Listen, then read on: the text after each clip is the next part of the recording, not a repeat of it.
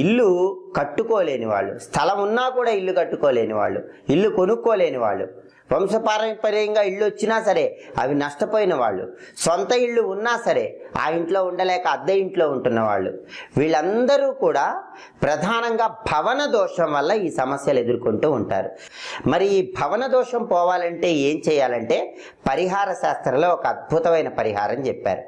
ఆ పరిహారం ఏంటంటే కందిపప్పు, మినప్పప్పు, పెసరపప్పు మర ఆడించి పిండిలాగా చేసుకున్నాక ఆ 3 పిండ్లు కలపాలి. కలిపిన తర్వాత ఆ పిండ్ల మిశ్రమంలో నీళ్లు కలిపి 11 చిన్న చిన్న ఉండల్లాగా తయారు చేసుకోవాలి. ఆ 11 చిన్న చిన్న ఉండల మీద బెల్లం ముక్కలు ఉంచాలి.